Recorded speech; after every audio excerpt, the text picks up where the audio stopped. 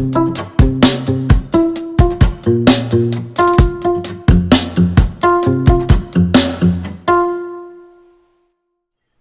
so hello everyone, this is Akshay here. Let us continue with today's question and the problem of the day. Today's question name is K distance from root. ये बहुत ही standard question है यार, आप देखोगे तो अच्छी अच्छी company से पूछा जा चुका है, Amazon, माइक्रोसॉफ्ट एंड सैमसंग। तो जब भी आप ट्रीज पढ़ते हो ये क्वेश्चन ज़रूर से आता है एज अ प्री रिक्विजिट। तो ठीक है यार, तो इसके क्वेश्चन एक बार वापस से पढ़ लेते हैं। तो हमारे पास एक ट्री गिवन है, हमें उन सारे नोड्स को प्रिंट करना है जो K स्पेसेस अबव है, right, a distance as K nodes, ऐसा समझ लेते हैं।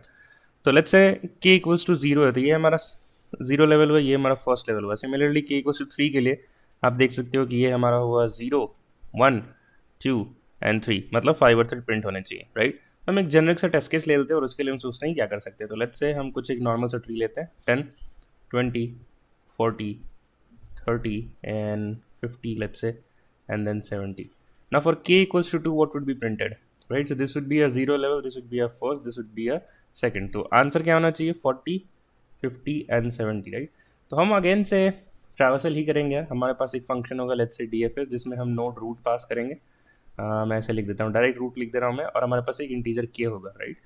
हमें इनको एक एरे लिस्ट में स्टोर करना है, राइट। तो हम एक एरे लिस्ट बना लेंगे as a global scope, right, जिसका हम नाम लेट्स से लेते हैं A। तो ये हमारा होगा ग्लोबल स्कोप में, मैं लिख देता हूँ यहाँ पे ग्लोबल स्कोप, ठीक है।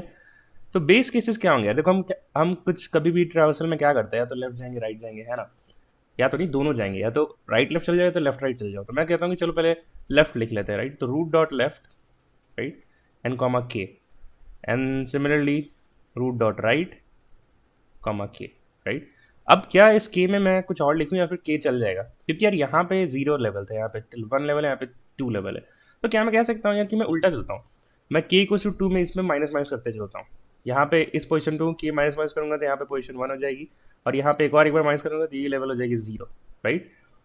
और जो मेरा 0 लेवल है जहाँ पर भी आया वो हमें प्रिंट कर देना है, राइट, क्योंकि हम K से स्टार्ट होकर चल रहे थे और उस पर एक एक करके डिक्रीमेंट करते जा रहे थे। तो मैं अगर मैंने लिखा K माइनस 1 एंड यहाँ भी K माइनस 1, तो बेस केस क्या हो जाएगा यार कि जहाँ पे K इक्वल्स टू 0 है वो हमारा आंसर है। तो मैं उनका AL dot add root dot data, right, ये हो जाएगा। और क्या हो सकता है कि जब हम ट्रांसलेट करना शुरू करते हैं, अब देखते हैं और क्या लिखने की ज़रूरत है। तो मैं 20 पे था, मैं 10 पे था, मैं 20 पे गया, एंड और मैं K माइनस माइनस भी किया, राइट। तो यहाँ पे K की वैल्यू 1 हो जाएगी। सिमिलरली मैं 20 पे था तो मैं 40 पे, K की वैल्यू 0 हो गई, राइट। मैंने कहा K को 0 है, ठीक है, 40 को ऐड कर दो आंसर में, 40 आंसर में ऐड हो गया अपने एरे लिस्ट में। फिर हमने चेक किया कि अगेन लेफ्ट गया, फिर मैं देखो नल हिट हो गया, तो यहाँ तो नल पॉइंटर एक्सेप्शन हो जाएगा अगर हमने ये चीज़ कर दिया, राइट, क्योंकि नल पॉइंटर को आप एक्सेस नहीं कर सकते, आप एक्सेस करोगे तो नल पॉइंटर एक्सेप्शन आएगा। तो यहाँ पे मतलब एक चीज़ और लिखना होगा, ये बेसिस यहाँ पे लिखना होगा कि if root is equals to null, right, in that case just return, stop the recursion, right। return का क्या मतलब है recursion में, कि हम recursion stop करना चाह रहे हैं। तो यहाँ से रिटर्न हो जाएगा, फिर अपने पेरेंट कॉल बैक पे जाएगा, फिर देखा अच्छा यहाँ भी नल है तो वापस से रिटर्न हो जाएगा, फिर अपने पेरेंट पे जाएगा। 40 का पेरेंट क्या था 20 पे जाएगा, राइट कॉल खत्म हो गया यार। तो इस पोजीशन पे K की वैल्यू क्या थी -1, तो यहाँ से एक और लेफ्ट राइट कॉल शुरू होगा, राइट, क्योंकि हमने दूसरा स्टेटमेंट क्या लिखा है राइट के लिए, और हम क्या कर रहे हैं K -1।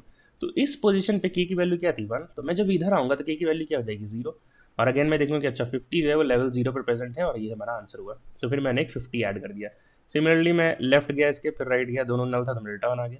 अब 20 का राइट भी एक्सेस हो चुका है और लेफ्ट भी एक्सेस हो चुका है, तो अपने पेरेंट कॉल पे जाएगा, ये वापस से किस पे 10 पे जाएगा, राइट। अब 10 का जो लेफ्ट कॉल खत्म हो गया वहीं से रिटर्न हो गया है, राइट। तो अब हम इसके लेफ्ट राइट पे जाएंगे, और यहाँ पे K की वैल्यू क्या है 0, हम 0 से स्टार्ट कर रहे हैं, सॉरी K की वैल्यू स्टार्ट कर रहे हैं, दैट इज 2, ये 2 हो जाएगा, ये 1 हो जाएगा और ये 0, ठीक है।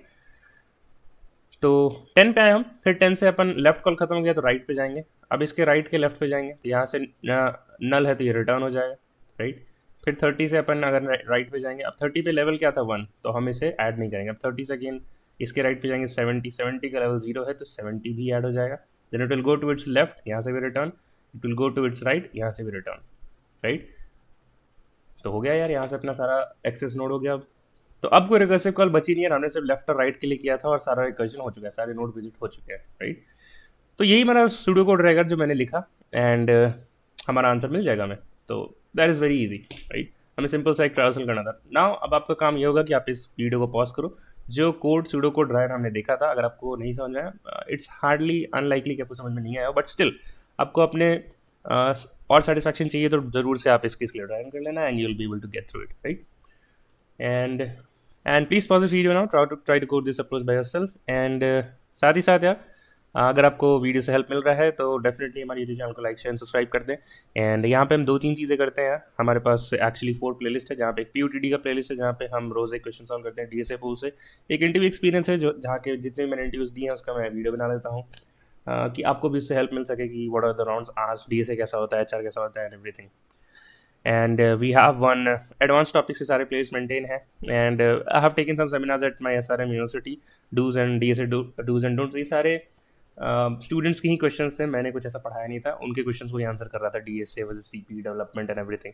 तो आप ये भी चेकआउट कर सकते हो, राइट? ठीक है, वापस अपने क्वेश्चन पे आते हैं। एक बार आपको कोड वॉक थ्रू दे देता हूँ। तो जैसे मैं बोला था कि first step would be to maintain a global scope as an analyst. अब इसके 2 तरीके होते हैं, या तो आप इसको ग्लोबल स्कोप बना लो, या तो आप function as a parameter pass कर लो, राइट?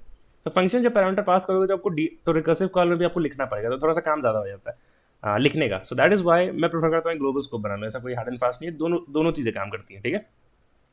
वहाँ पे ऊपर डिक्लेयर कर दिया, फिर नीचे इनिशियलाइज कर दिया, right? And we have called the DFS root comma K और रिटर्न एयर। अब DFS में क्या हो रहा है, एक बेस केस हमने देखा था, अगर k इक्वल्स टू 0 है तो हम रूट डेटा ऐड कर दे रहे थे। और in rest of the cases we are recursively calling for left child and right child, और जब भी कॉल कर रहे थे तो k को डिक्रीमेंट कर रहे थे, राइट? तभी ये बेस केस हमारा सही बैठ रहा था, k इक्वल्स टू 0 पे डेटा को ऐड कर देंगे, ठीक है? So that is it. What is the time and space? तो हम यहाँ पे एक सिंपल सा रिकर्जन ट्रैवर्सल कर रहे हैं ट्री का, राइट? तो सारे नोड्स को विजिट किया हमने, तो O ऑफ n हो गया, ये होगी इसकी टाइम कॉम्प्लेक्सिटी। और स्पेस कॉम्प्लेक्सिटी क्या हो जाएगी यार, कि लेट्स से आपके पास O of height of tree हो जाएगी यार, हाइट ऑफ ट्री। मैं ऐसा क्यों बोल रहा हूँ कि जब देखो हमने रिकर्सिव कॉल किया था 10 से 20 आए थे, 20 से 40, तो एक समय पे हाइट ऑफ द ट्री था, height of the tree was the maximum space जो रिकर्सिव स्टैक में स्टोर हो रहा था, और कोई ऐसा केस नहीं था, right? This was the maximum space which was taken by the recursive stack, ठीक है? ठीक है, तो ये क्वेश्चन हो गया है एंड दैट्स इट। तो let's meet again in the next video of our next another playlist. Until then, keep learning, keep going, bye bye, and take care guys, और बस पढ़ते रहो।